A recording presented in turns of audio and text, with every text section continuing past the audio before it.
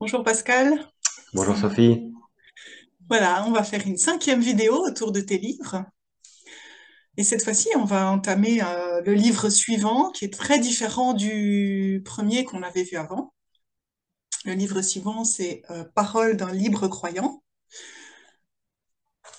avec une progressive déconstruction de ta foi. Donc, comme d'habitude, je fais d'abord un bref récapitulatif pour savoir un peu d'où on vient. Là, on a fait déjà 4 vidéos sur ton premier livre qui s'intitule Folie du Père, Silence de la Mer, où tu franchis un à un des murs, plutôt au niveau, euh, ouais, disons déjà le mur de ton mutisme, puisque tu te disais mutique et tu commences à écrire, à mettre des mots. Ton mutisme faisait écho au silence de ta mère, qui ne voulait rien entendre de tes besoins et tes désirs, qui te demandait plutôt de te conformer aux siens pour être l'enfant idéalisé, parfait qu'elle projetait sur toi. Et donc, tu écris que tu étais devenu captif, tu t'es dissocié de toi-même, tu t'es perdu. Et tu es devenu un peu comme un pantin jusqu'au moment où tu as décidé de briser le mur de cette prison du silence et de rejoindre l'enfant intérieur qui s'était tu, quelque part avant qu'il se taise, pour qu'il vienne te dire comment vivre, lui qui savait comment vivre au démarrage quelque part. Et c'est comme ça que tu vas commencer à, en fait, je dirais, tu me diras si c'est juste, détruire le premier mur du silence qui fait en écho forcément à un non-dit. Le silence cache un non-dit. Et le premier non-dit, c'était au sujet de la folie de ton père. Mhm. C'est ça. Oui, tout à fait. Jusqu'à ce que tu aies le courage d'aller le revoir à l'hôpital psychiatrique où tu l'avais plus revu depuis très longtemps. C'est ça? Oui, je le voyais en fait avec ma mère et ma sœur une fois par an. Mais donc Mhm. ici, l'idée était de dire effectivement seul, j'ai envie de dire comme un adulte, comme un grand, indépendamment du parent, de la mère. Oui, oui, c'est vrai, tu avais dit ça, ta mère vous disait à ta sœur et toi un peu ce qu'il fallait dire et pas dire, et Mm. voilà, elle continuait à t'empêcher d'être toi, et là, tu y vas de toi à toi pour être face à face avec toi-même et ton père. Mm, tout à fait. Et là, tu franchis encore un mur d'incompréhension de tes proches, ben, parce que tu vas franchir un pas que tu n'as jamais franchi, qui bouscule un peu les choses autour de toi. Et je parlais à ce moment-là de l'accession à un certain stade comme de l'adolescent rebelle qui dit je fais ce que je veux même si on me dit que c'est risqué, que c'est peut-être pas une bonne idée, je fais le choix et en fait ton désir, tu vas, ce que tu dis être tenter l'impossible, ton désir c'est vraiment de rejoindre ton père là où vous vous êtes jamais rejoint, vraiment euh, le rejoindre dans sa détresse à lui et ton objectif est, si on relit un passage que je vais relire maintenant, et qui fera transition avec la suite assez bien, c'est que on sent que ton désir est de le rejoindre à un niveau très spirituel, c'est-à-dire le rejoindre dans sa détresse pour tenter de lui ouvrir un passage vers la lumière à travers la foi, à travers le pardon. Euh, donc en fait, je vais relire ce passage tout de suite, comme ça on pourra D'accord. rebondir Ok. dessus. Donc c'est dans le livre Folie du Père, Silence de la Mer. Après 21 longues années de réclusion du père dans un institut et bien davantage encore, après l'interminable absence de tout lien, j'ai enfin pu le rencontrer en vérité. Donc tu écris ça après l'avoir rencontré. Je l'ai regardé dans les yeux, non plus pétri par la peur, le dégoût ou la haine, mais la compassion. Je lui ai tenu la main.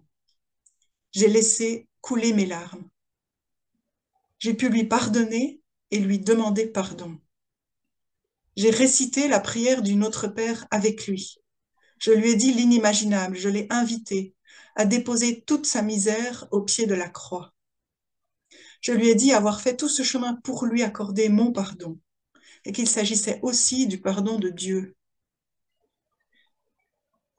Et c'est là qu'il y a la réponse glaçante de ton père face à tout cet espoir fou que tu as. Il te dit, je suis déjà mort. Mhm. Il te dit ça, mais il te dit aussi que il a fait trop de mal dans sa vie et qu'il ira en enfer, de toute façon, et qu'il refuse de se pardonner. Il me dit n'avoir jamais aimé ni sa femme, ni ses enfants, néant, puis sans fond de souffrance. En fait, ton espoir fou de pouvoir commencer à revivre en aidant ton père à revivre quelque part, se confronte à un mur absolu à ce moment-là. Oui, un mur absolu, mais qui me renvoie aussi et justement avec objectivité à qui était mon père. Et aussi l'idée était évidemment de dépasser quelque part l'image première que je pouvais avoir, à savoir que entre guillemets il était fou et que du coup la relation avait été impossible. C'était aussi de me rendre compte qu'il était autre chose que cela, en prenant la liberté d'aller le voir évidemment cela seul. C'était aussi une façon évidemment de le voir comme un être à part entière et pas simplement comme quelqu'un en institut psychiatrique qui était resté pendant des dizaines d'années et qui nous avait quittés alors qu'on était encore adolescents. Donc ça, c'était pour moi effectivement extrêmement important. Alors c'était un moment très dur parce que de fait, je l'ai compris après, c'est que simplement, entre guillemets, il délirait. Donc j'avais pris évidemment les choses de plein fouet et je les avais pris de manière, je dirais, extrêmement littérale. Euh, Pris évidemment aussi dans justement entre guillemets dans sa folie du moment.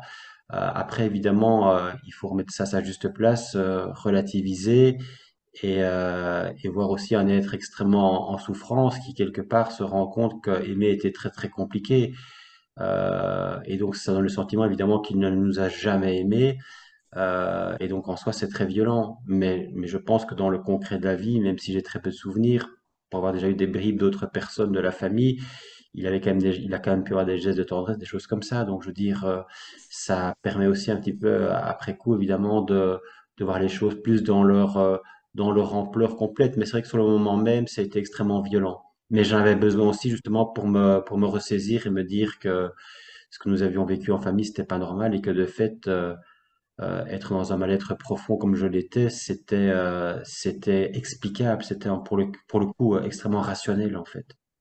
Tu voyais d'où ça venait, ton enfer à toi, tu le voyais en face quelque part. Ben, c'était mon père, donc quelque part, Oui, je voyais un peu en miroir celui que je craignais de devenir peut-être un jour. Et donc, le fait de pouvoir mettre des mots sur sa situation à lui permettait de mettre des mots sur ma situation à moi. Et donc de faire effectivement un pas vers lui, mais aussi du coup un pas vers moi et un pas pour tenter d'amorcer justement un sursaut de vie et me dire que je voulais pas quelque part finir comme lui, quoi. c'est ça. Ouais, ouais. Mm. Et du coup, oui, quelque part, tu te retournes, tu décides, toi, de ne pas aller sur ce chemin-là de mort, mais d'aller sur un chemin de vie, justement, ça te donne un peu cet élan-là de vouloir faire autre chose de ta vie que ce que tu vois comme modèle paternel. Ben, il faut bien comprendre que à un moment donné, quand on est dans le fond, les choses sont quelque part assez douloureuses et en même temps extrêmement lucides. C'est-à-dire qu'à un moment donné, on se rend compte vraiment que c'est une question de vie ou de mort, que c'est pas un choix, que c'est viscéral, c'est vital, quoi. Donc, j'ai envie de dire, c'est pas optionnel, sauf si effectivement on veut se laisser mourir. Mais à un moment donné, on sait que la vie est devant soi. En tout cas, au niveau, a priori, du nombre d'années qui nous reste à vivre. Donc, l'idée de se dire, est-ce que je continue à vivre comme je vis maintenant, ou au contraire, est-ce que je me dis que c'est juste plus possible et que il faut absolument, en fait, trouver des ressources, au fond de soi pour enfin commencer à vivre sa propre vie et ne plus être, je dirais, emprisonné, prisonnier, dans le carcan du passé. C'est ça. Et l'impression que ça donne en lisant tes livres, mais tu ne le dis pas toi-même, donc je te pose la question, c'est qu'il y a un tournant quand même qui s'opère après la mort de ton père. Donc l'impression que moi, ça me donne subjectivement, c'est tu étais un peu enfermé dans ce mutisme parce qu'il fallait faire comme si tout allait bien face à ton père, selon l'injonction de ta mère.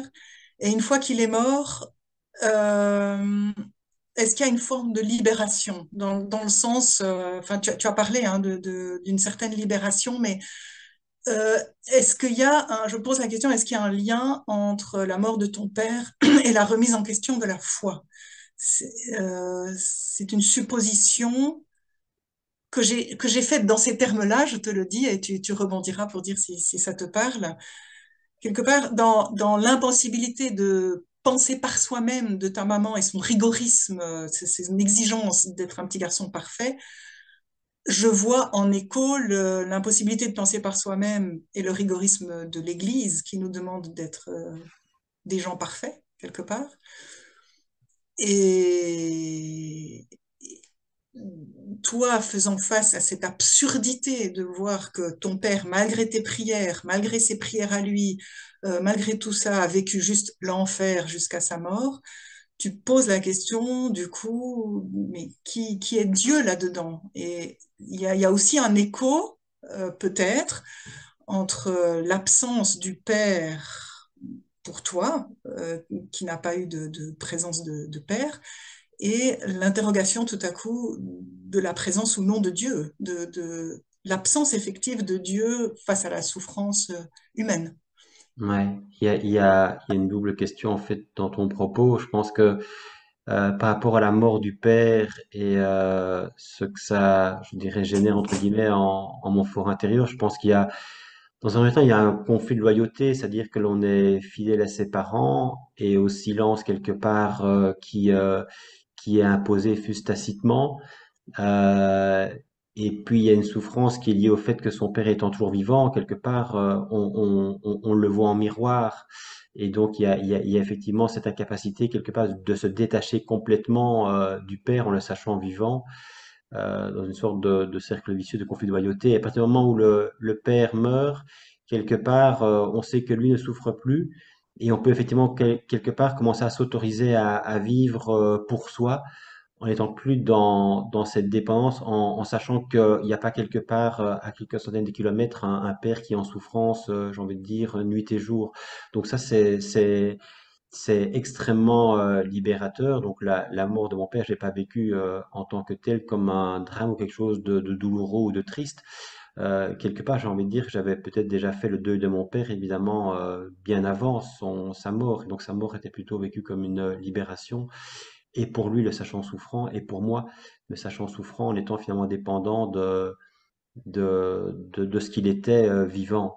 Donc je pense que là, ça a été une vraie libération. Et pour répondre à ta seconde question par rapport à la foi, je ne dirais pas en fait que ce que j'ai traversé dans l'enfance, ce que j'ai traversé par rapport à mon père, le fait que mon père soit mort, qu'on ait vécu une foi extrêmement rigoriste, finalement très conservatrice, avec très peu de questionnement, très peu d'esprit critique par rapport à tout ça, je n'ai pas le sentiment que c'est ce qui a remis en question ma propre foi. Je pense qu'à un moment donné, ça n'a fait qu'être dans la suite logique de ma première remise en question, qui était ma remise en question par rapport à mes parents, par rapport à ce qui m'avait été inculqué enfant, par rapport au silence, par rapport à l'absence d'esprit critique, par rapport à l'absence de questionnement sur ce qu'on avait vécu dans notre enfance. Et donc, du coup, aussi, quelque part, par ricochet, cette absence de questionnement par rapport à la foi qui m'avait été inculquée, que j'avais prise telle quelle, un petit peu comme une béquille pour essayer de vivre dans une famille dysfonctionnelle. La foi m'a servi aussi de béquille. Et on peut être extrêmement, j'ai envie de dire, pour le coup, de bonne foi, y croire absolument, j'ai envie de dire, dur comme fer, ce qui était mon cas. J'étais extrêmement pratiquant. J'ai évangélisé dans les rues, j'ai fait le catéchisme, mais les enfants ont été baptisés, ils ont fait leur profession de foi, donc j'ai envie de dire, suivi, entre guillemets, le parcours du bon catholique.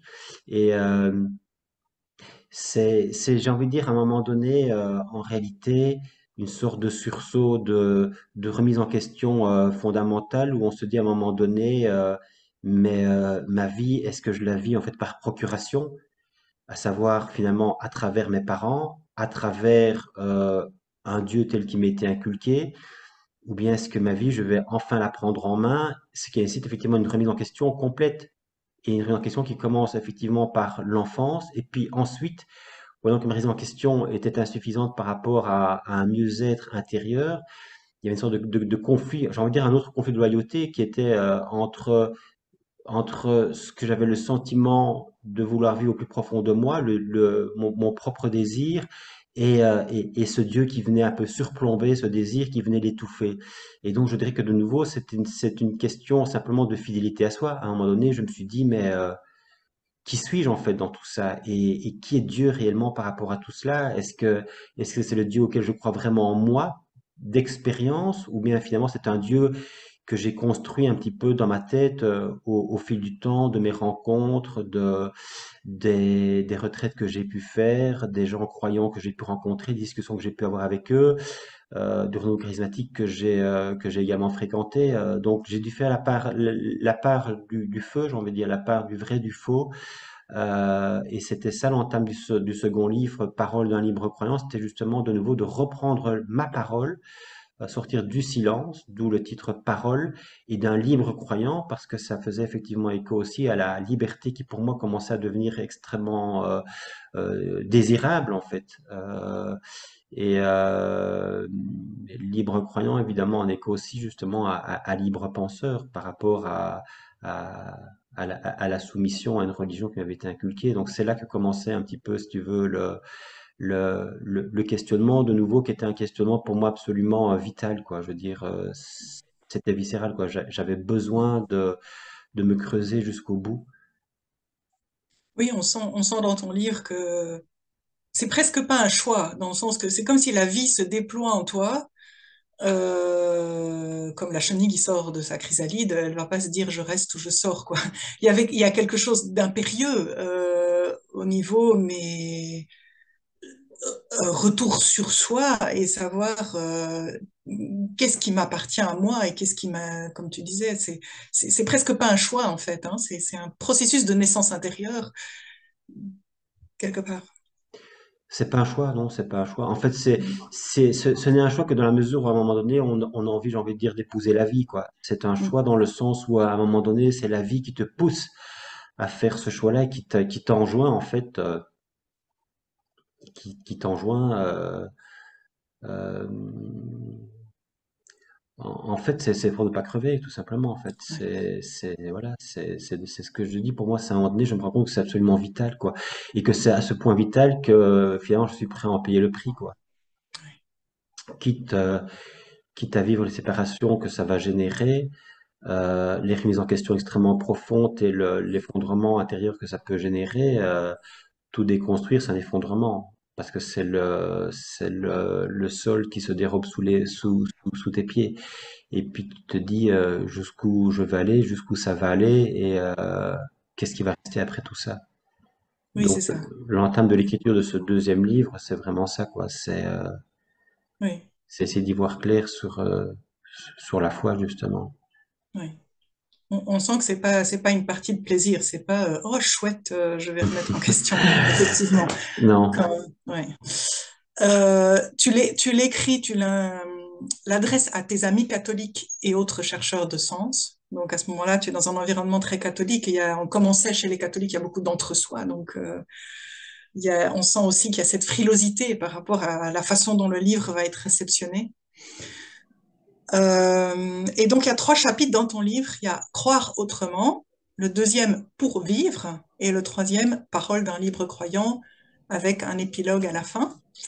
Et moi, je ne vais pas reprendre la lecture chronologique de ton livre, je vais reprendre juste 5 thèmes qui parcourent ton livre, tout le livre, et à chaque fois prendre un thème l'un après l'autre.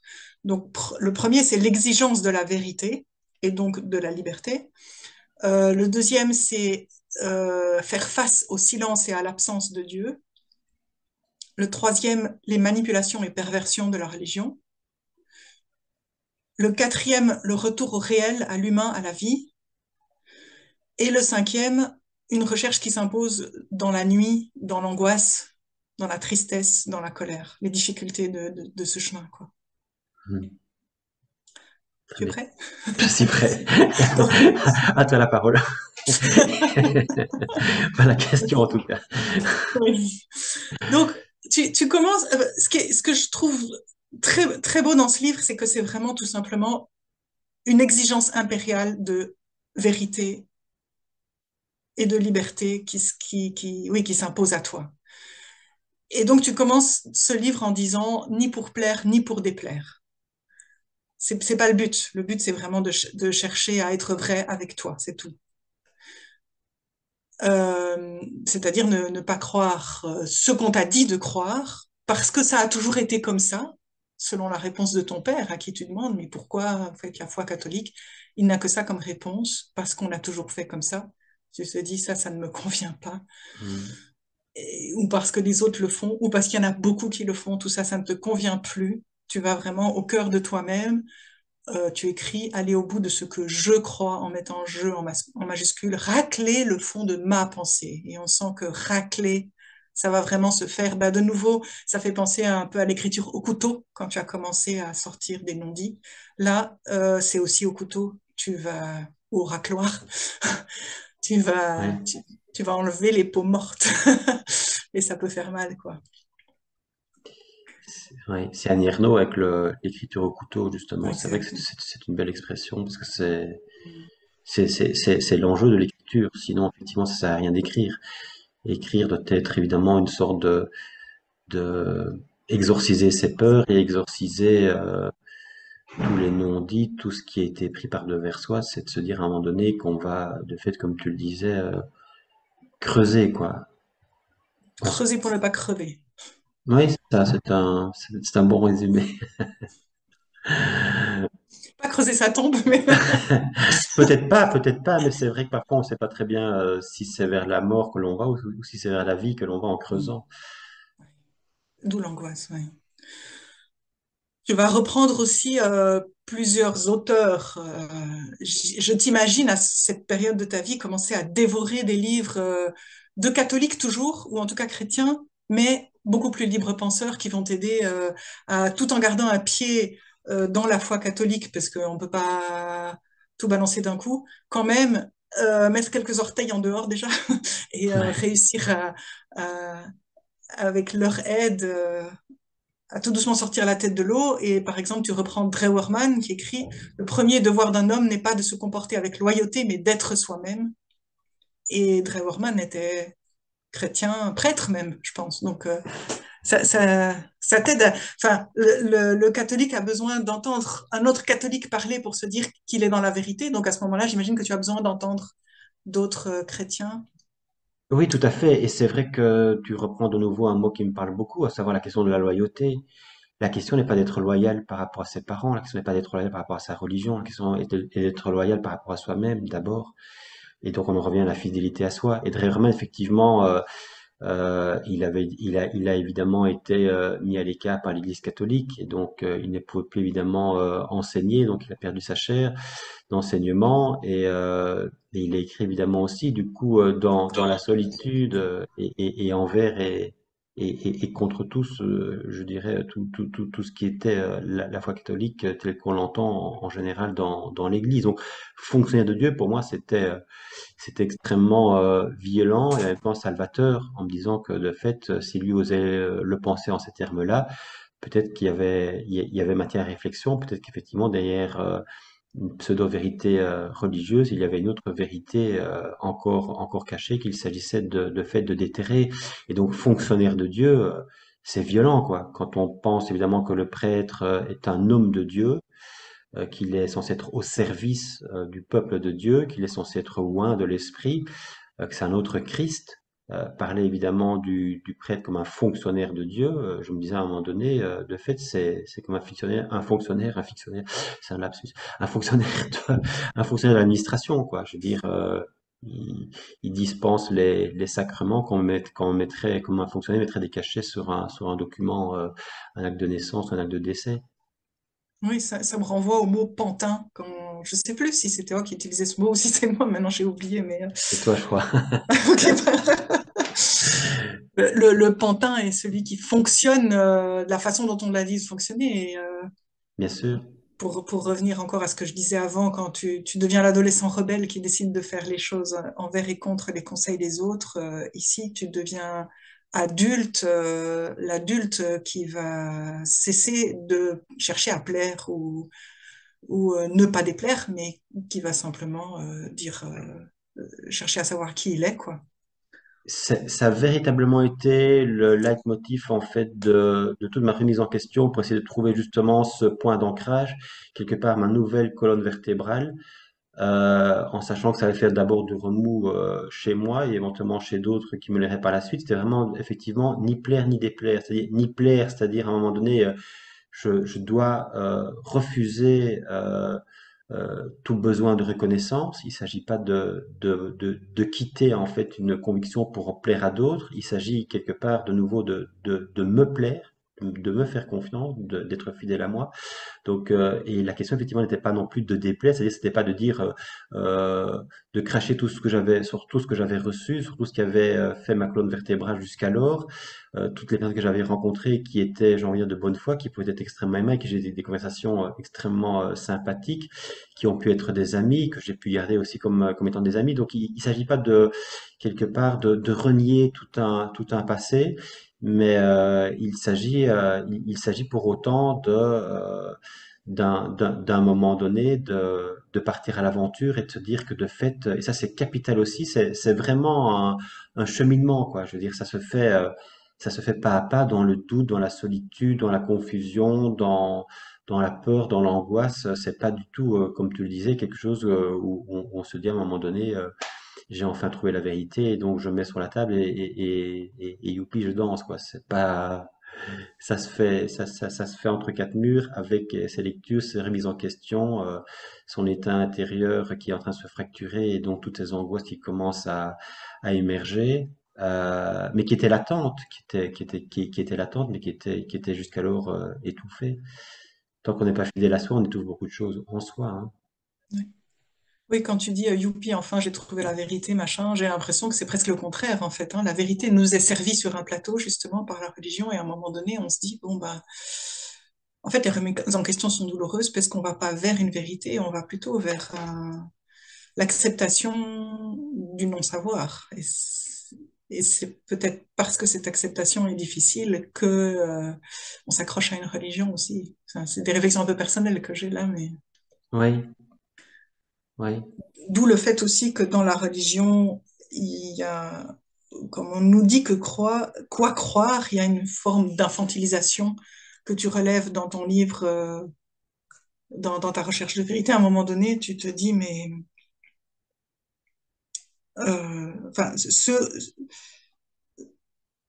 que tu reproches à l'Église, drapée dans sa toute-puissance, c'est de se proclamer sainte et d'avoir monnayé le salut au fil des siècles et d'avoir finalement pris la place de Dieu, écris-tu, de nous avoir infantilisés alors que sa mission serait de nous montrer un chemin de liberté. Et là, tu reprends la phrase qui est dite à Abraham dans la Bible, tu reprends plusieurs passages de la Bible, oui. qui est va vers toi au moment où... C'est Abraham? Oui, c'est Abraham. Quitte ton pays et va Hmm. vers toi. Il est écrit étonnamment en hébreu et non reste en moi dans la matrice de l'Église, quoi. Mais c'est va vers toi qui devrait être la mission de l'Église.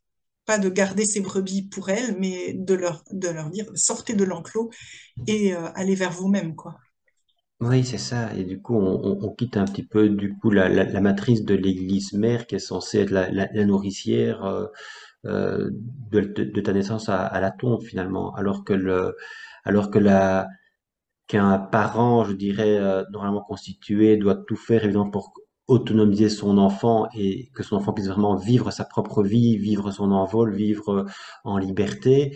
Quand on tombe soudain dans la foi, là, du coup, on retombe un petit peu, même avec une tête d'adulte, j'ai envie de dire, on retombe un tout petit peu dans cet infantilisme et cette soumission à l'église mère qui est censée savoir mieux que toi ce qui est bon pour toi. Et donc, ça a un côté, pour le coup, de fait assez schizophrénique, quoi, de se dire qu'à un moment Mm. donné, sa propre vie spirituelle, pour le coup, qui est aussi essentielle que sa vie humaine, on va à nouveau quelque part la déléguer à une autorité, ici pour l'autorité des parents, mais l'autorité religieuse.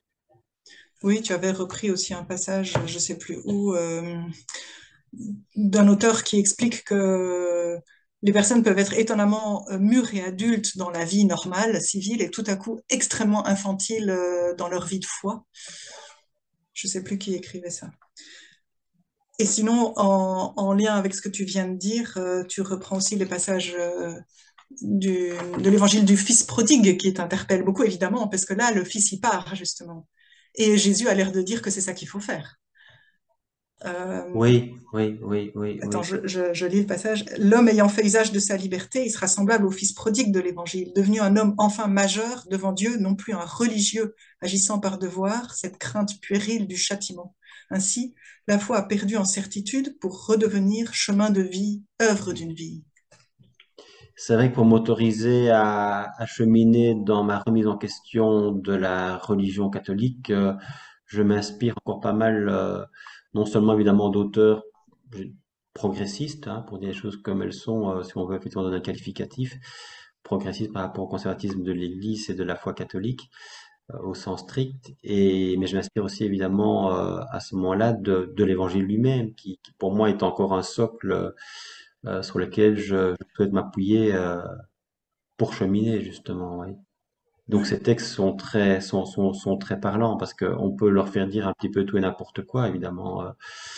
Euh, on peut les lire à la messe de manière extrêmement euh, dogmatique, très peu finalement des textes très peu libérateurs. Au contraire, on peut les lire évidemment ouais. en, en leur donnant, je dirais, une, un- en les faisant vivre quoi dans sa propre vie, du coup en les incarnant, c'est ça, en les incarnant, pas Ouais. simplement en les recevant sur le plan intellectuel, mais en les incarnant au niveau du cœur et du coup de se dire mais ce texte peut-être il en dit plus que ce que l'Église en dit, plus que ce que le prêtre en dit dans le cadre de ses sermons, et donc on reprend un petit peu la seule cœur à cœur, c'est ces textes pour les essayer de les faire vibrer dans ce qu'on est en train de vivre et dans ce qu'on désire vivre aussi par rapport au carcan qui a été le sien, on s'est compris donc ce carcan religieux. Ouais. Et quand tu parles de carcan, justement, je reprends ici un texte où ce qui te heurte beaucoup dans l'Église, c'est de réaliser à quel point elle contraint le fidèle plutôt que de l'aider à aller vers sa liberté.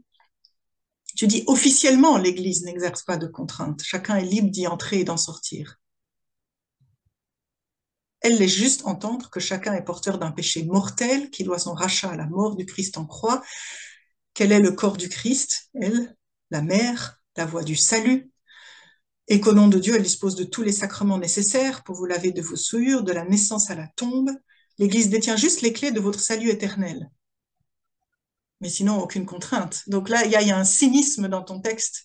Il dit, mais il y a les mots que l'Église dit, vous allez accéder à la liberté des enfants de Dieu à travers nous, et puis la pratique, tu prends conscience un peu de, de cette dissonance cognitive, de cette double contrainte, injonction paradoxale, je sais plus quel est le mot exact qui tu sais toi, pour dire, Mais oui, mais il y a une sorte effectivement de double langage en fait. oui, Et donc je me dis à un moment donné, mais c'est extrêmement violent en fait. C'est, c'est ce que j'essaie de comprendre aussi. Je me dis, mais pourquoi est-ce qu'il y a ce malaise finalement par rapport à la religion que j'ai adoptée depuis tout jeune? Pourquoi est-ce qu'il y a un malaise qui subsiste alors qu'en réalité tout semble être idyllique, tout semble merveilleux, il y a un salut qui nous a apporté, il y a un amour incroyable de Dieu, il n'y a qu'à correspondre à cet amour et finalement on sera de plus en plus aimant et voire aimé aussi par Dieu.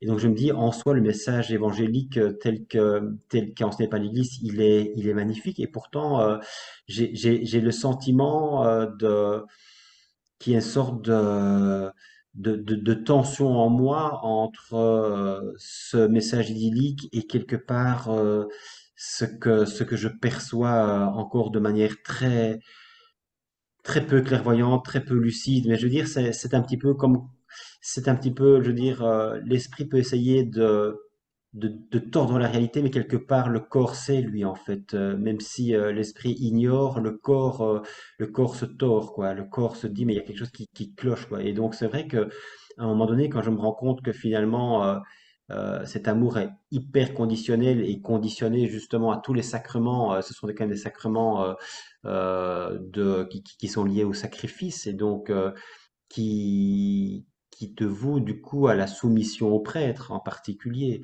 à partir du baptême, à partir du sacrement, que ce soit le sacrement, évidemment, le grand sacrement du dimanche, le sacrifice du Christ sur l'autel finalement, que ce soit le sacrement de mariage qui rend le mariage indissoluble, que ce soit le sacrement évidemment le dernier sacrement, tout évidemment te conduit à devoir ton salut en passant exclusivement par l'Église. Et donc, quand on prend conscience de plus en plus de ça, à un moment donné, c'est absolument vertigineux, quoi, de se rendre Oui. compte qu'il y a une incroyable infantilisation, comme tu le disais, une incroyable soumission, et finalement une incapacité à penser, à vivre par soi-même et surtout à ne pas avoir d'esprit critique par rapport à tout ce que l'Église est censée nous enseigner comme étant la vérité. Oui, oui, oui. On voit comme tu reprends certains mots et puis tu les déconstruis face au réel, quoi. Tu dis aussi, on nous dit on est libre de prier en esprit et en vérité, comme il est dit dans l'Évangile, peu importe le lieu. Et puis il se trouve que dans l'Église, ben, il faut quand même aller à la messe dans tel lieu précis. Et tout le monde est appelé à la sainteté et au salut, mais il y a quand même des distinctions.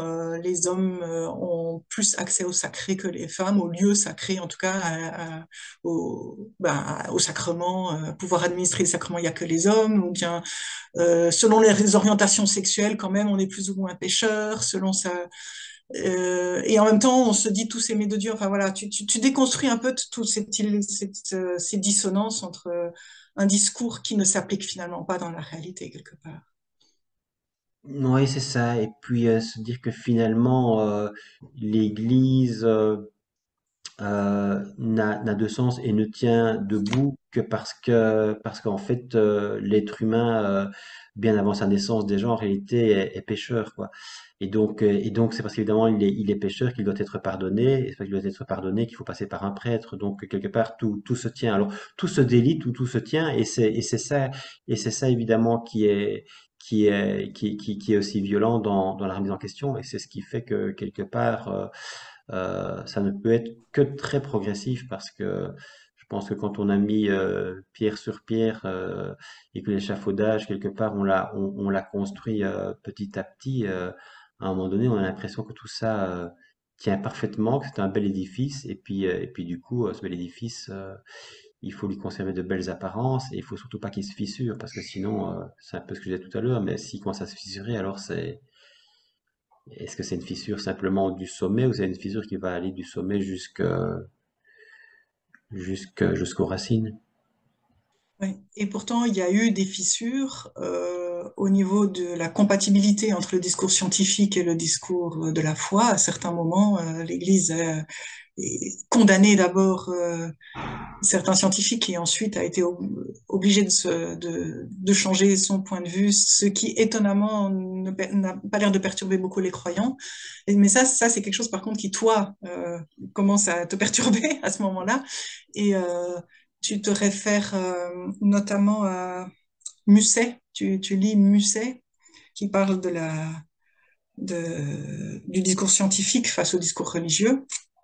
Donc, je lis Musset, que tu reprends dans ton livre. Le discours scientifique apparaît qui, lui, ne repose pas sur l'ancienneté, ni sur l'autorité ou la répétition, mais sur la recherche, l'observation et l'expérimentation. Donc la vérité ne vient plus du passé, mais de l'avenir. Il faut être ouvert sur l'avenir, sur le livre du monde. Il faut donc apprendre. La vérité n'est pas fixée à jamais dans une tradition.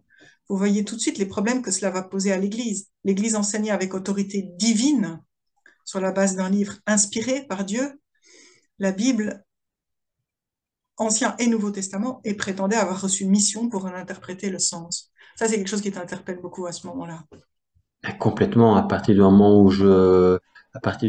où on m'a inculqué, où l'Église m'a inculqué que la vérité était centrale, qu'il fallait faire la vérité pour être en harmonie avec soi, mais surtout avec Dieu, on peut évidemment s'attendre à ce que l'Église elle-même soit capable de se remettre en question quand la vérité justement saute aux yeux. Or, on voit que l'Église a toujours euh, n'a pas n'a pas souhaité évidemment être bousculé par une vérité qui venait précisément remettre en question son dogme et que c'est toujours contrainte et forcée que finalement quand elle ne peut plus faire autrement qu'elle finit par essayer justement de d'intégrer la science à la fois avec le côté bancal que ça peut avoir et c'est un peu ce que tu disais mais c'est vrai que l'Église évidemment dément fait tout pour faire taire en ce compris les scientifiques quand c'était encore possible. Et puis finalement, ne pouvant plus faire autrement, elle finit par concéder que la science avait raison, tout en continuant évidemment à dire qu'elle détient la vérité. Donc là, il y a un grand écart. Et quand moi-même, évidemment, je parlais de ce grand écart que j'ai l'impression de faire parfois moi-même au-dedans de moi, eh bien, cette vérité, pour le coup, qui éclate et que l'Église ne veut pas voir, elle éclate aussi en moi, quoi. Et donc, du coup, ça me conforte aussi dans le fait de me dire, mais oui, c'est pas juste moi de nouveau qui, euh, qui a un souci. C'est l'Église elle-même en réalité qui nous inocule un mensonge qui est juste invivable et qui au plus profond de soi vient créer un malaise qui, à un moment donné, est plus une petite fissure, mais effectivement est quelque chose qui va, en tout cas pour ma part, devenir de plus en plus un trou béant. En fait, là où il y a enfin, le mensonge que tu révèles et que révèle Musset finalement dans son texte, c'est un peu si l'Église prétend que ce qu'elle dit est révélé par Dieu, c'est pas possible de remettre en question. Ou alors, elle n'est pas inspirée par Dieu. S'il y a des remises en question possibles. Et là, il y a quelque chose devant lequel il y a une la raison se confronte vraiment à quelque chose de d'impossible à dépasser, sinon en remettant en question la religion dans son fondement, quoi. Et disons que c'est vrai que, pour dire ce que tu dis, c'est qu'évidemment l'Église se prétend inspirée par l'Esprit Saint, elle prétend évidemment être l'Église du Christ, elle prétend évidemment que Jésus fait partie intégrale, intégrante de la fondation même de l'Église et que Jésus évidemment sera jusqu'à la nuit des temps, jusqu'à sa venue sur terre, sera évidemment le guide.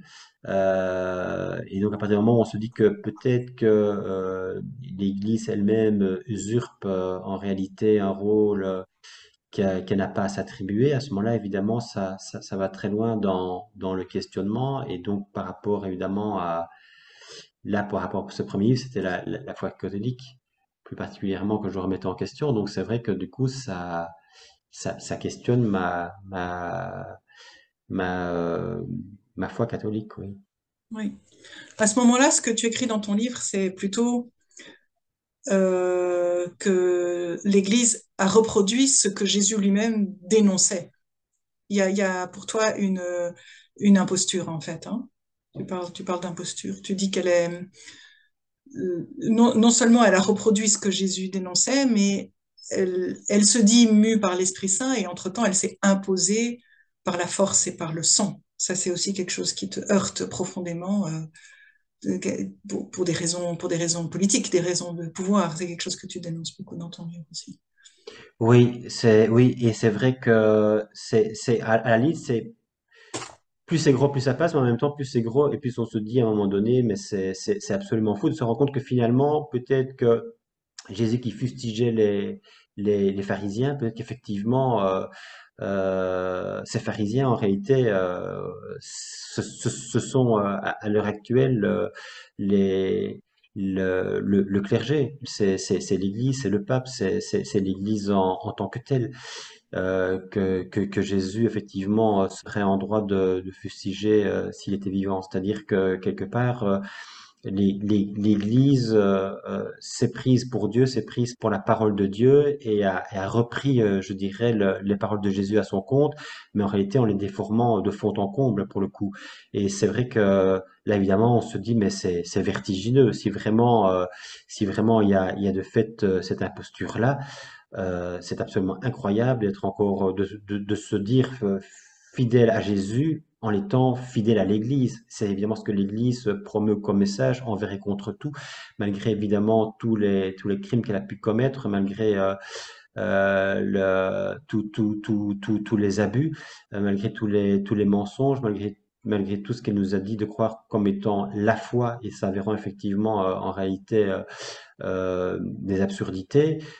Si on se dit que de fait, l'Église, malgré tout et envers tout, est encore l'Église du Christ.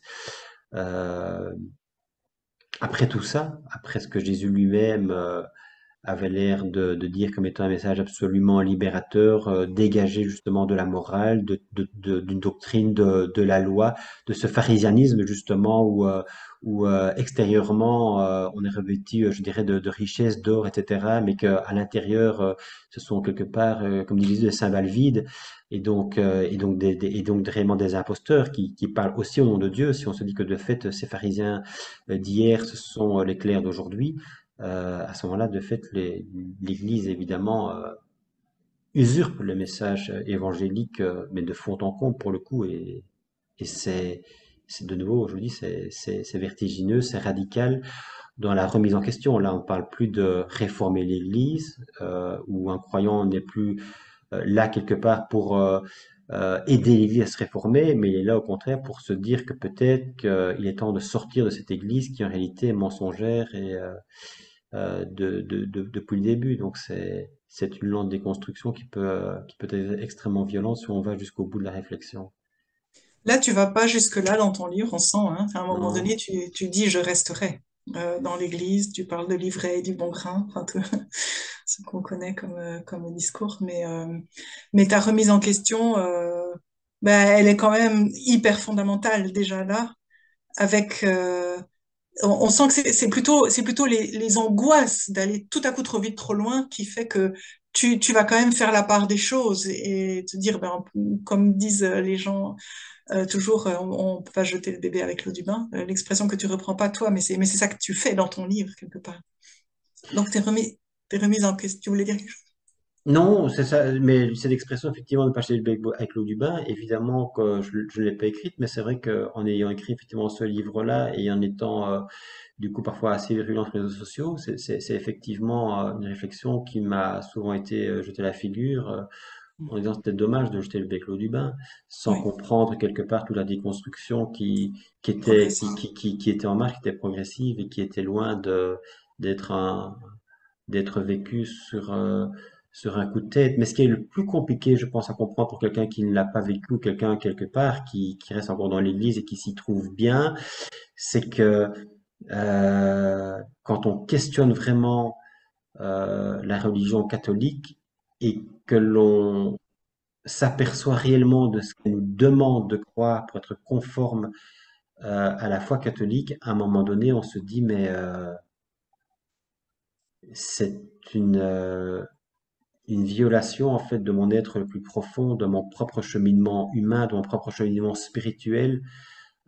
C'est un véritable abus de conscience, indépendamment des autres types d'abus que l'on peut subir dans l'Église. Je pense qu'il y a foncièrement, viscéralement, il y a un abus sur les consciences de penser que la seule façon d'être sauvé, c'est effectivement de passer par l'Église, porte notre salut. Euh, il y a quelque chose de redoutable là. Oui, Et c'est pour ça, je pense que moi, j'ai essayé évidemment d'allier ce que je vivais au plus profond de moi et ce que l'Église me demandait de croire. Et tant que j'essaye d'être conforme à ce que l'Église me demande de croire complètement, je crois que c'est là effectivement qu'il y a une sorte de névrose religieuse qui peut s'installer. Raison pour laquelle je pense d'ailleurs que la plupart des croyants ne sont pas dupes de ce que l'Église elle-même a enseigné, des contre-vérités, et qu'effectivement, s'il fallait prendre l'enseignement de manière littérale, ça pourrait être complètement déstabilisant et engendrer un dysfonctionnement personnel extrêmement profond. Et donc, la plupart, évidemment, s'arrangent déjà avec la doctrine catholique et font déjà évidemment un choix, un tri dans leur propre vie en disant ben, ça pour moi c'est pas viable et donc je ne m'y fie pas et ça ne les empêche pas effectivement d'aller à la messe tous les dimanches, d'entendre le prêtre prêcher sur tel ou tel aspect de la morale et d'aller à la messe finalement en faisant le tri et c'est pas nouveau évidemment que beaucoup de catholiques à un moment donné se sont dit que les relations sexuelles en soi c'était quelque chose d'extrêmement extrêmement beau à vivre et qu'il fallait pas forcément avoir des relations sexuelles uniquement évidemment en vue de procréer comme l'Église le demandait. Donc je pense que si on veut se conformer à l'enseignement de l'Église, ça peut être ça peut être une véritable souffrance à titre personnel et dans son propre couple aussi. Oui. C'est fou parce qu'il y a plusieurs couches. Il y a, quand, quand on t'entend, on voit le croyant qui lui-même va faire un tri parce qu'il dit oui, bon, d'accord, je veux rester fidèle à l'Église, mais fidèle quand même, faut pas pousser trop loin. Ça, je prends, je prends pas, sinon ça m'empêche de vivre. Et puis il va à la messe et à la messe, il y a le prêtre qui fait la même chose en fait, hein, qui fait des compromis, mais ça, je peux pas. Il y a ce que je crois, mais ce que je peux dire, et ce que je crois pas, mais je peux pas le dire non plus. Et puis l'Église elle-même fait des compromissions avec le réel, avec les textes. Et elle va chercher à faire correspondre les textes avec ce qui est audible par le croyant. Enfin, on sent que tu mets en cause dans ton livre toutes sortes de compromissions comme ça, qui sont autant de billets de confirmation des croyances, qui sont en fait des techniques de manipulation sans cesse. C'est ça qui est fou, c'est que pour adhérer à des croyances, ben, on n'est pas en face du réel, tangible et prouvable, et donc on fait des compromissions, quoi. Mais c'est-à-dire qu'à un moment donné, mais bon, ça prend du temps parce qu'en même temps, ce que j'écris peut paraître parfois extrêmement violent. Et mais moi-même, je pense que j'écris des choses sans encore réellement percevoir tout ce que ça peut de fait impliquer. C'est la première remise en question et je pense il en faudra encore beaucoup d'autres avant de vraiment prendre pleinement conscience du mensonge de l'Église. Mais c'est vrai que finalement, j'ai déjà quelque part de manière latente le sentiment que tout le monde se ment dans cette histoire en C'est réalité, ça.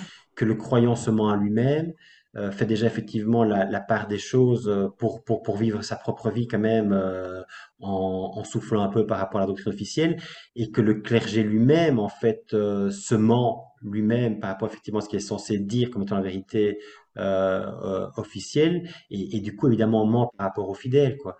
Donc, de fait, à tous les étages, si je puis dire, Oui, tout le monde se ment euh, et tout le monde est dans un compromis finalement extrêmement malsain. oui. Les mensonges que tu dénonces, il y en a plusieurs, mais il y en a deux qui m'ont interpellée. C'est d'abord l'image de Dieu qu'on donne aux croyants, qui est finalement un Dieu parfois jaloux, parfois violent, parfois même sadique, qui infantilise, qui culpabilise, qui punit. Enfin, tout ça, si tu te dis, mais c'est incompatible avec un Dieu qui est censé être un Dieu d'amour. Même rien que le fait, tu écris à un moment donné qu'il aurait des attentes sur nous, un jugement sur nous, déjà l'amour humain peut se vivre de façon beaucoup plus libre et respectueuse que ça. Donc, enfin, c'est impossible que Dieu soit moins aimant que ce qu'on est capable de vivre dans l'amour humain. Ça, j'ai trouvé très joli dans Mhm. ton livre. Mhm. Oui, tout à fait. Mais c'est vrai que se dire évidemment que Dieu a un projet sur chacun d'entre nous, c'est déjà extrêmement violent en soi, parce que s'il a un projet, je dois absolument le découvrir.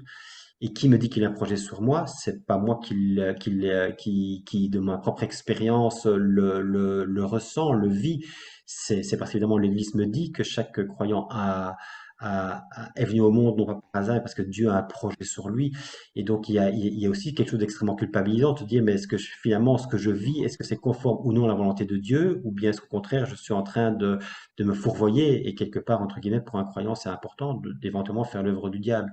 Donc c'est pas anodin, c'est pas rien en fait. C'est Mhm. ça questionne son intériorité, et c'est là de nouveau qu'il peut y avoir une sorte de violence dans sa propre conscience, dans sa propre confiance pour le coup, vis-à-vis de soi-même d'abord, parce que essayer d'imaginer la volonté de Dieu, il faut quand même, il faut y aller, quoi, hein. Je veux dire, c'est pas simple d'imaginer quelque chose que quelqu'un est censé avoir sur toi sans effectivement pouvoir t'adresser directement à lui, avoir, je dirais, du au bout au bout du fil. Donc, c'est quand même faire preuve de beaucoup d'imagination, que de s'imaginer que Dieu a un projet, et que le projet de Dieu, c'est soit d'être avocat, soit d'être prêtre, d'être médecin, d'être femme de ménage, d'être femme au foyer, d'être au service d'un tel, ou d'être au pouvoir. Enfin, ouais, il faut franchement s'accrocher, quoi, pour essayer de découvrir la parole de Dieu, et donc la mission en fait que chaque croyant est censé recevoir de Dieu lui-même. Ça peut être extrêmement déstabilisant, quoi. Moi-même, en fait, j'ai fait l'exercice de Saint-Ignace à un moment donné, justement à la fin de mes études, pour me dire, est-ce que Dieu m'appelle? Puisque là, à ce moment-là, je m'étais converti, reconverti au catholicisme dans le cadre de retraite spirituelle à Namur. Et puis, forcément, après, quand on se convertit, on est tout feu, tout flamme, plein d'idéaux, et on se dit, mais j'ai vécu d'extraordinaire. Et on pense effectivement que c'est Dieu qui est venu à notre rencontre. Et puis forcément, ce qu'on vit quelque chose d'extraordinaire, c'est forcément pour une mission, c'est forcément pour quelque chose de plus grand que soi. Euh, et donc peut-être que Dieu m'appelle, quoi. Et donc logiquement, on fait quelque part une retraite de discernement. On essaie de discerner la volonté de Dieu sur soi, et c'est là que peut naître aussi pas mal de dérapages, quoi, hein. Je veux dire, on peut prendre des vessies pour des lanternes, comme on dit. C'est une parfaite transition avec le thème suivant qui est le silence et l'absence de Dieu. Je voulais lire un passage, mais du coup, ça revient un petit peu en arrière. Oui, tu parles du dogme du péché originel qui est une abomination. C'est une écrit immonde religion qui proclame depuis des siècles que le malheur de tant d'hommes et de femmes ne serait que l'expiation sanglante d'un lointain péché. Il y a des choses tout à coup, qui te Qui me, révulsent, quoi. Tu écris même, je vomis et cette religion de mort et ce Dieu démoniaque. Il va mais je, fort. mais parce que je suis profondément heurté, en fait. Ouais. Là, du coup, c'est pas la tête qui parle, quoi. C'est le cœur, et c'est de me dire que si vraiment c'est la vision de Dieu que l'on doit avoir, c'est effectivement absolument abominable. Et que des générations de croyants aient pu y croire au point de vivre chaque jour en pensant éventuellement aller en enfer, d'avoir cette épée de Damoclès au-dessus de la tête toute une vie durant. Je crois qu'il n'y a pas de mot assez fort, en fait, assez virulent pour dénoncer. C'est machiavélique, en fait. C'est pour parler pour parler dans les termes religieux, c'est démoniaque, quoi. Je veux dire, là, pour le coup, c'est abominable de mettre dans la tête d'un enfant, d'un adolescent, d'un adulte qui se fie à une autorité religieuse. C'est absolument abominable de mettre ce type de croyance et de faire croire à l'être humain que par essence, par nature, en fait, il est pécheur, et que quelque part, il est criminel, puisqu'en réalité, du simple fait qu'il est né, il est porteur d'un péché originel, et donc il est porteur de la mort du Christ en croix. Le Christ est mort à cause de son péché. Et on dit en général, on est responsable de ses propres fautes, mais là, pour le coup, on est responsable de la faute de ses ancêtres, quoi, qui n'ont précisément jamais existé, puisque dans Ève, évidemment, on le sait, n'ont jamais existé. Et donc là, de nouveau, quand je parlais de science et de foi, quand on voit évidemment que la science vient démolir quelque part le, le, le mythe d'Adam et Ève, on se dit tout devrait s'écrouler en fait. Il n'y a plus de péché originel, il y a plus à voir l'homme pécheur, il n'y a plus de faute originelle, donc il n'y a plus de rédemption. Et pourtant, l'Église admet la théorie de l'évolution, mais elle ne peut pas se passer du péché originel. Et donc, elle a encore besoin, évidemment, de passer pour le prêtre, de passer, oui, par le prêtre, pour que le prêtre donne, donne le Absolument. pardon, oui, c'est ça, aux pécheurs. Donc, quelque part, toute la doctrine continue à exister malgré le fait que à la base de la doctrine, il y a un péché originel qui tombe et que tout devrait s'effriter, tout devrait s'effondrer. Mais c'est impossible à partir du moment où l'Église dit avoir la vérité, elle ne peut évidemment pas se renier elle-même. Et donc très longtemps, je me suis dit, la vérité vous rendra libre, c'est magnifique. Donc si l'Église croit réellement ça, elle devrait elle-même faire preuve d'humilité, elle devrait elle-même se remettre en question, je dirais sans attendre qu'elle le soit de l'extérieur.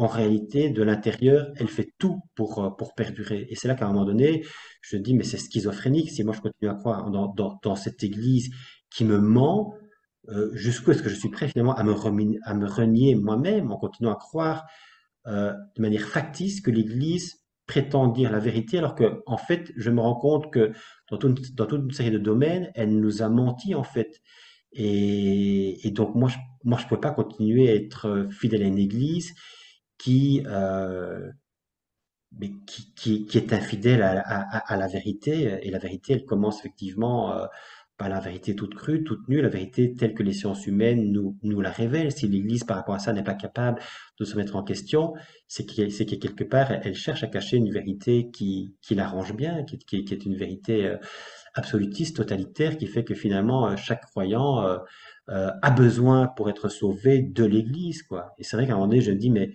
finalement, il n'y a jamais aucun prêtre, aucun clerc qui viendrait dire aux croyants, mais vis ta vie, et c'est très juste, c'est très bien. Non, l'Église continuera à te dire, envers et contre tout, malgré toute cette turpitude, malgré tous ces mensonges, continuera à te dire, vous avez besoin, vous, individuellement, du prêtre pour être sauvé.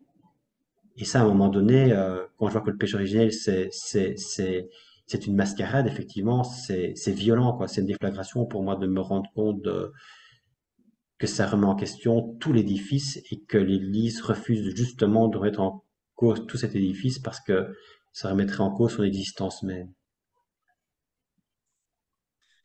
Et toi, à ce moment-là, ta colère, elle va surtout vis-à-vis de l'Église qui a déformé le visage de Dieu, parce que ta foi est toujours assez vive, et tu te dis, mais Dieu, enfin, comment est-ce que, je vais lire, parce que tu écris, qui sers-tu donc? Ne sais-tu pas que les sacrifices humains sont une horreur aux yeux de Dieu? Ne vois-tu pas que tu asservis l'homme en croyant servir Dieu?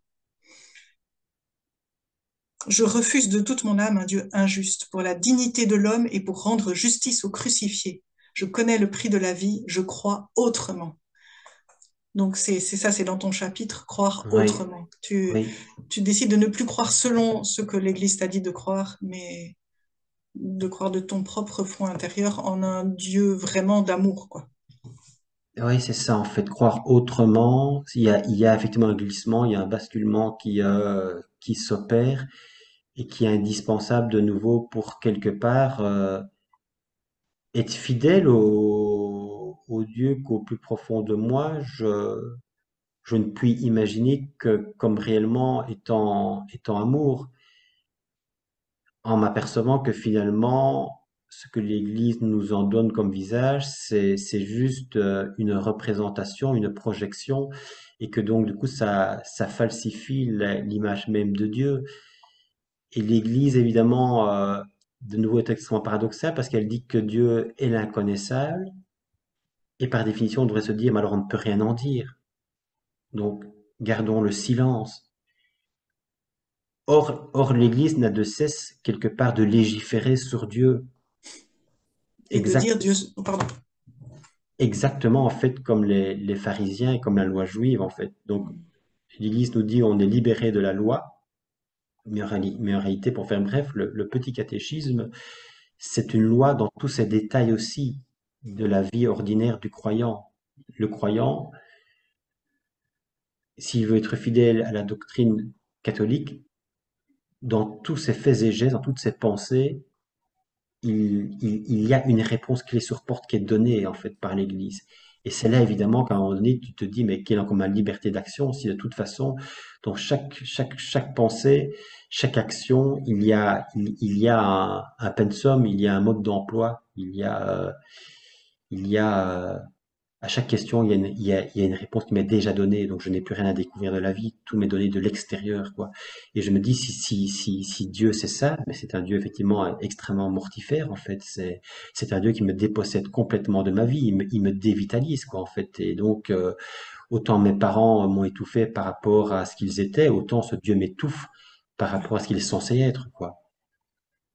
Oui, oui, le parallèle est frappant, c'est vrai, entre les vidéos d'avant, effectivement, où on voit à quel point tu as été contraint d'être qui tu n'étais pas, et à un moment donné, finalement, ce, de ce silence face à ton être profond, au cœur de ce silence, tu décides de poser une parole qui est tienne, et là, tu fais la même chose vis-à-vis de l'Église. Et après la mort de ton père, quelque part, tu te permets de tuer le Dieu Père qu'on t'a donné à croire aussi, de le laisser mourir comme un peu dans ton imaginaire et de te dire mais en quoi vrai, en quel est le Dieu auquel je crois vraiment, étant donné que finalement, moi, je ne l'ai jamais vu ni entendu.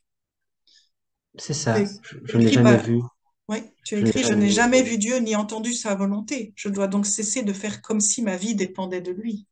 Exactement, exactement. C'est le dieu bouche-trou de Bonhoeffer ou c'est le dieu pervers de Maurice Bellet en fait qui sont dans ce livre-là prégnants pour moi et qui m'aident justement à faire des pas que je n'ose pas encore véritablement m'autoriser à faire à partir de mon propre fond. J'ai encore besoin quelque part d'être validé par des personnes qui sont croyantes, qui sont pour le coup plus loin que moi déjà dans leur remise en question, mais ce sont comme des frères en fait ou des sœurs. Ce sont des personnes qui sur le chemin de ma foi, de ma déconstruction, viennent effectivement m'aider et me conforter dans le chemin que j'ai décidé d'entreprendre coûte que coûte. C'est ça. Et pareil pour le Christ. Tu écris, je n'ai jamais rencontré le Christ. Qui a autorité pour me parler en son nom? Donc, grosse remise en question. Oui, Euh, Qu'est-ce que je voulais lire, page 24. Depuis les origines de l'humain, combien de prières récitées en vain? Donc ça, c'est pas seulement finalement qui est Dieu, mais enfin, tu remets pas seulement, tu te mets pas seulement face au silence de Dieu, te mets face à l'absence de Dieu aussi. Et là, ça va un pas plus loin, il me semble. Et la prière ne résout rien lorsqu'il s'agit de se connaître et de se transformer. Ce travail d'humanisation de soi et du monde nous appartient en propre. Le silence de Dieu nous le confirme. Où est ton Dieu tout-puissant? Mais au nom de Dieu, combien sommes-nous à faire l'impasse sur notre cheminement? ouais, c'est Donc, capital ça, c'est capital ce que tu soulèves par rapport effectivement à la prière, c'est-à-dire que si on est dans la détresse, si on a des questions sans réponse, on peut prier Dieu et dans la prière, Dieu répond. Dieu nous exauce. Et s'il reste silencieux, c'est encore pour notre bien parce que quelque part, il a quelque chose à nous dire, à nous faire comprendre, à nous faire vivre à travers son propre silence. Donc, de nouveau, le silence de Dieu est interprété toujours d'une façon ou d'une autre et l'Église retombe toujours sur ses pieds, alors qu'en réalité, à un moment donné, je questionne la prière, parce que la prière, c'est fondamental dans la vie d'un croyant. Et donc moi, la prière, je l'ai évidemment vécue dans les retraites, dans la messe du dimanche. Les prières, évidemment, on en a un paquet. Et puis, je suis dans une vidéo précédente que On avait prié pour moi et puis il y a eu des paroles de connaissance, etc. Et on m'avait dit que je ne serais pas. Enfin, une personne m'avait dit en particulier que Dieu allait me guérir de mon cancer. Donc, je veux dire, la prière, elle est extrêmement prégnante dans ma vie. J'ai envie de dire, j'ai cru en la prière, en la puissance de la prière. Même quand Dieu ne répond pas, on se dit, mais ça se passe sur un autre plan, et donc il y a plein de choses qui m'échappent, mais c'est pas pour ça que Dieu n'entend pas la prière et ne m'exauce pas.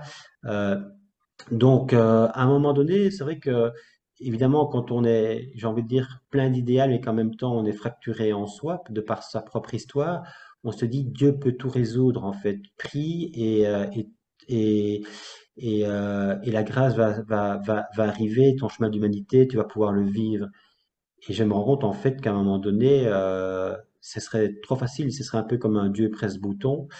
Je prie et puis Dieu finalement guérit mes blessures et Dieu finalement fait en sorte que ma vie devient plus légère. Et puis à un moment donné, je me dis, mais je suis en train de tourner en rond en fait. En fait, je vais devoir réellement m'effondrer, je vais réellement devoir revenir sur mon passé et ça m'appartient en propre. Ça, effectivement, pour le coup, c'est vraiment mon humanité, c'est vraiment mon travail à moi et Dieu n'y peut rien. Et Dieu ne va être d'aucun secours. Je peux le prier nuit et jour, je peux le supplier de faire en sorte de ne pas devenir fou comme mon père, ça va pas se faire, quoi. Je veux dire, mon père était hyper catho, ma mère aussi, ça n'a pas empêché mes parents d'être dysfonctionnels et Dieu là-dedans en fait n'y est strictement d'aucun secours. Donc à un moment donné, je me dis le plus dur finalement, ça va pas être de continuer à prier, ça va être de prendre ma vie en main, quoi. Et du coup de tout déconstruire, en ce compris la puissance de la prière qui à un moment donné pour moi devient obsolète, quoi. Je veux dire, mon chemin d'humanité, je vais devoir le creuser en moi et me relever à partir de mon passé, de mon histoire. Et c'est violent, c'est douloureux, et en même temps, il y a pas d'autre chemin que celui-là, quoi. Le lien à soi, et puis renouer aussi, du coup, le lien aux autres, refaire confiance à l'autre, en fait. Donc, de m'incarner avec les autres dans la relation, dans le cœur à cœur avec les autres, ça. Donc j'aime bien demander si effectivement il y a un Dieu, il ne va pouvoir passer que par rapport à ce travail sur moi et par rapport à cette confiance que je vais devoir à nouveau donner à tout être humain. Et là, pour le coup, quelles que soient ses croyances, quoi. À la rigueur, les croyances font même l'effet inverse dans, dans ce que tu dis. On pourrait penser que croire que Dieu peut tout, beaucoup plus que mon prochain qui est à côté de moi d'ailleurs, et encore plus surtout que moi-même, ça nous évite de faire le travail sur soi-même ou de faire le travail de rencontre avec l'autre. Et on s'en remet à un Dieu qui finalement n'agit pas forcément. Ça retarde ce moment d'humanisation intérieure, de travail sur soi qu'on a à faire par soi-même finalement aussi. Ah mais complètement, complètement. Mais je pense de nouveau que si on s'en tient à la prière et qu'on attend vraiment de Dieu son salut, euh, et qu'on est extrêmement mal, du coup, effectivement, on passe à côté du travail essentiel qu'on a opéré, qui est un travail sur soi. Et du coup, en plus, je dirais, de son mal-être intérieur, sur le plan strictement humain, peut se greffer là-dessus une névrose typiquement religieuse, quoi. Où on attend tout de Dieu et où finalement, toute personne qui voudrait te faire revenir au bon sens est une personne qui voudrait, soi-disant, t'éloigner de Dieu et tu te dis, mais tu ne sais pas ce que je vis. Quelque part, on peut vivre soi-disant des expériences mystiques et vivre, se croire extrêmement proche de Dieu et quelqu'un un érudit, j'ai envie de dire, de la foi, en se rendant pas compte qu'en réalité, on est complètement à côté de sa propre vie, quoi. Et c'est ce que j'ai compris aussi, évidemment, beaucoup plus tard en écoutant toutes ces personnes qui ont partagé sur ma chaîne leurs propres difficultés psychologiques, où finalement on reste dans une communauté ou un mouvement d'église en pensant faire la volonté de Dieu, alors qu'en réalité, le supérieur devrait dire, mais psychologiquement tu vas pas bien, il faut que tu quittes la communauté pour aller mieux, quoi. Et on vient te donner des explications pseudo-mystiques, pseudo-spirituelles. C'est là, en fait, que la déviance, elle est. Et là, de nouveau, je dis, il y a un abus sur les consciences lié directement à une foi telle qu'enseignée par l'Église, et là, c'est gravissime en fait. Ça confine à la maltraitance, évidemment. Ouais. Il y a quelque chose de très paradoxal aussi dans le fait de dire, voilà, tu suis ce chemin où tu te sacrifies complètement pour Dieu et tu auras la béatitude et puis et tu n'iras pas en enfer, alors qu'entre-temps, sur ce chemin-là, tu fais une descente aux enfers, en fait. C'est Oui, complètement. Non, mais c'est...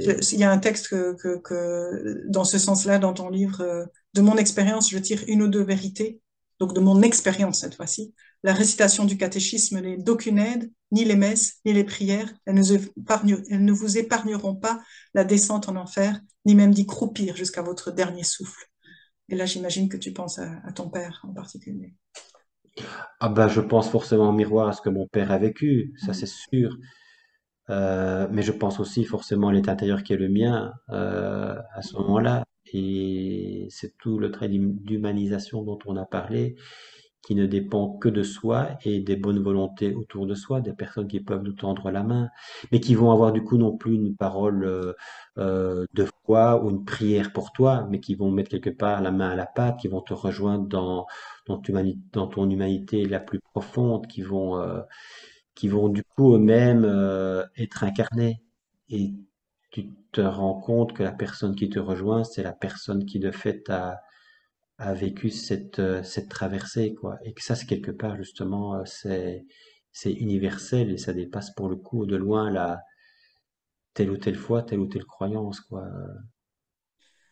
Alors, à ce moment-là, par contre, c'est ça qui te raccroche à la foi et à la religion quand même, c'est que la personne qui a traversé ça, c'est le Christ. Hmm. Et tu es dans ce besoin quand même de le rencontrer dans ses souffrances où tu te sens reconnu, justement rejoint dans tes propres souffrances.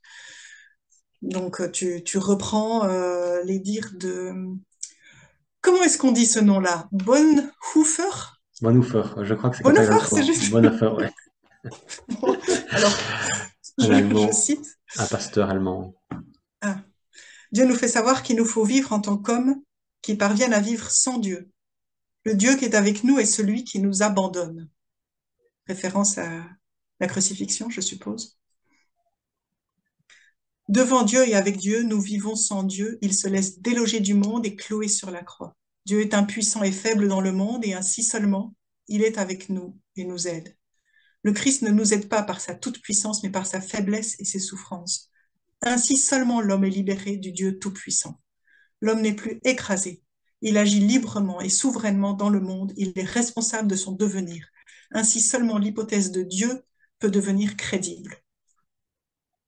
Mais Voilà. là aussi quelque part, on voit évidemment tout le glissement, hein, parce que je pense effectivement que dans l'Église, évidemment, et je pense que euh, tout bon, euh, tout bon clerc qui se respecte est censé effectivement croire en la puissance de Dieu. Et puis évidemment, se rendre compte quand même qu'il y a les catastrophes naturelles, qu'il y a la mort, qu'il y a la famine, etc. On se dit que peut-être que de fait Dieu n'est pas tout puissant. Et alors du coup, on en vient évidemment à une autre image de Dieu qui est de dire Dieu s'est retiré du monde pour que l'homme évidemment et la femme puissent investir le monde. Donc on explique comme ça de nouveau le silence de Dieu en disant ben voilà, Dieu quelque part est sauf. On peut toujours continuer à y croire et donc on va toujours nous être à la porte de ce fameux salut-là. Simplement, on a changé d'image de Dieu et on lui colle maintenant effectivement un Dieu humble, un Dieu silencieux qui laisse l'humain, j'ai envie de dire, gérer la patte du monde et la patte humaine. Et donc Dieu a créé et puis se retirer en silence. Donc moi, de fait, c'est quelque part un petit peu là aussi, du coup, où j'en suis en me disant, ben voilà, peut-être que en, en croyant de cette façon-là, peut-être que de fait, je vais trouver cet équilibre qui me manquait jusqu'alors, parce que ce Dieu Tout-Puissant, finalement, je ne le vois pas dans ma vie, quoi. Je veux dire, comme je le disais tout à l'heure, j'ai beau prier, je ne suis pas guéri intérieurement, je vais pas mieux. Et donc, on en vient effectivement à concevoir, du coup, un Dieu silencieux et la nécessité de passer par les êtres humains pour, euh, pour, se, pour, euh, pour vivre son existence le mieux et le plus possible. Donc c'est là où j'en suis par rapport par rapport à ce Dieu qui reste néanmoins toujours quelque part aussi inconcevable, quoi. Oui. Donc je vais lire, mais on va terminer là parce que sinon ce sera trop long. J'avais promis qu'on ferait qu'une vidéo sur ce livre-là. Oui, c'est vrai. Tu parles beaucoup, Pascal. Mais c'est bien, Désolé. c'est le but. Non, mais c'est le but. Attends, c'est juste. Je vais pas te ramener à ton mutisme. Non, s'il te plaît. Mais donc, on fera une autre vidéo pour terminer le livre et peut-être commencer le suivant. J'avais dit aussi, ce qui est intéressant, c'est la qualité, hein, pas la rapidité. Il faut Oui, voir le cheminement. Et donc, je termine par ce paragraphe qui montre où tu en es à ce moment-là dans ta foi, dans ce qui te console encore au niveau de la foi. Donc, c'est page 46-47. Dis seulement une parole et je serai guéri, ai-je longtemps supplié. Ce n'est pas Dieu qui m'a rendu à la vie. Il était impuissant à guérir mes blessures. J'ai dû gravir dans la peine le chemin de mon humanité. J'ai compris que l'humain ne se construit jamais sur un miracle. Ma seule consolation en Dieu fut à peu près celle-ci. Jésus aussi a souffert sa passion, fut abandonné même de son Père. Dieu peut me rejoindre parce qu'il a traversé la mort. Lui aussi a bu le calice jusqu'à la lie. Comme moi, il est revenu de la mort avec ses plaies, mais victorieux. De par ses souffrances, il s'est fait proche de l'homme. Cette proximité le rend infiniment crédible et désirable. C'est l'unique raison pour laquelle je suis encore chrétien aujourd'hui, après avoir été purifié du bien des mirages sur la toute-puissance de Dieu, mais aussi sur ce Dieu Père justicier. Dieu, le Fils et le Père, ne se comprend parfaitement que par la croix. Là gît son amour. Voilà où tu en es à ce moment. oui, oui. Ben, je me souviens plus de ces mots tels que tu viens de les lire, mais je pense que ça résume très bien ce que j'ai dit par ailleurs juste avant, par rapport à la toute-puissance de Dieu et par rapport effectivement au silence de Dieu. Euh, et donc quitter cette image qui était imprimée en soi, de par le vers soi, et de par précisément sa culture judéo-chrétienne et de par sa propre éducation. Parce que, parce que finalement, je serais né dans une famille autre, j'aurais eu un parcours certainement autre aussi. Et donc tout ce qui me reste finalement à la fin effectivement de ce premier livre, c'est le fait de me dire que si je dépouille Dieu de sa toute-puissance, il reste effectivement ce Jésus en croix, euh, qui est évidemment du coup la victime innocente, qui par définition était toute pure, qui n'a absolument rien demandé, qui n'a pas fait non plus appel à la toute-puissance de son Père pour être sauvé. Et donc c'est vrai que quand on s'est quelque part soi-même senti crucifié dans son être de chair, euh, à un moment donné, on ne peut que se souvenir de la propre vie que celle qui a traversé Jésus lui-même, un petit peu comme évidemment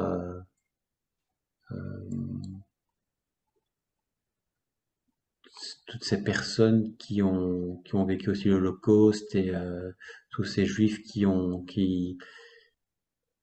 vécu un drame extrêmement fort et où finalement, pour certains, la seule consolation, ça pouvait être de se dire que finalement, Jésus avait vécu le drame, avait vécu la déréliction, l'impuissance, l'incroyable cruauté des hommes, quoi. Se dire que les hommes sont capables effectivement d'une cruauté monstrueuse à l'égard même de leurs semblables. Et parfois, on a besoin, je pense, quand on perd pied, de se raccrocher à l'horreur, à l'extrême, et de se dire que on peut se sentir moins seul quelque part en se disant que quelqu'un d'autre que soi a pu traverser des choses aussi douloureuses sans évidemment faire aucun point de comparaison avec évidemment ce qu'a vécu le cas échéant Jésus, ou encore moins, je veux dire, évidemment avec ce que le peuple juif a vécu, mais simplement quand on est au fond du trou, parfois se souvenir de ce qu'un être bon a pu vivre, ça peut effectivement aider. Sinon, parfois, on peut sombrer dans la folie ou on peut effectivement mettre fin à ses jours en se disant que la vie est trop difficile à vivre, quoi. Et donc revenir à son humanité, c'est là pour le coup, pour moi, ça a été véritablement une prise de conscience tout à fait salutaire de me dire que si réellement je voulais vivre, je devais traverser à l'envers tout ce qui m'avait été inculqué, j'ai envie de dire presque par erreur, de façon mensongère. Donc, se refaire confiance, ça a été un chemin de déconstruction, c'était une extrême douleur, et je me suis rendu compte à un moment donné que même si j'avais l'impression de trahir Dieu et de trahir tout ce en quoi j'avais cru, c'était néanmoins un chemin dans l'obscurité, mais que j'entrevoyais comme étant le seul vital finalement, le seul qui pourrait me remettre peut-être un jour debout. Et donc, parole d'un libre croyant, c'était vraiment prendre cette parole-là aussi comme étant une parole de vie pour moi, en tant que nouveau croyant, en tant que libre croyant, et donc en tant que libre penseur finalement. C'est-à-dire non plus être sujet aux abus de conscience de l'Église, mais être, à proprement parler, sujet de ma propre vie, et donc en âme et conscience, traverser ce qui me semblait être honnête, à savoir redevenir enfin fidèle à soi, quitte à se perdre en chemin et quitte à être seul et à s'éloigner du coup de l'image idéale que l'Église avait pu me donner, et du clergé et de Dieu. Ça, c'est ce qu'on pourra voir dans la vidéo suivante. Tu parles beaucoup dans ton livre de la vie et c'est vrai que il y a des très beaux passages où on voit que tu ne cherches plus à correspondre à une image, effectivement, parce que l'image est fixe, figée, morte quelque part, hein, mais à vivre tout simplement. Tu reprends par deux fois dans ton livre l'expression de Christian Bobin, la Mm. foi, c'est la vie à sa plus grande intensité. Donc on va parler de ça la prochaine fois. Et la foi, c'est la vie et sa plus grande intensité, ouais. C'est pas rien, mais tout est effectivement dans ces quelques mots-là et voilà, c'est effectivement magnifique et c'est le chemin que j'ai souhaité poursuivre dans le livre d'après et les livres d'après encore. Donc voilà. C'est sûr. Alors à la prochaine, À la à la prochaine prochaine, vidéo. à la prochaine Sophie et un grand merci de m'avoir entraîné sur ce chemin de retour par rapport à ce second livre qui remonte quand même à 2014. Donc Ah oui, j'ai pas dit ça, oui, ça fait 9 ans, pile. ça fait 9 ans et du coup ça me permet aussi de retraverser avec toi Mm. ces mots et ce chemin. Donc un tout grand merci aussi à toi. À bientôt. Avec plaisir. À bientôt. Oui.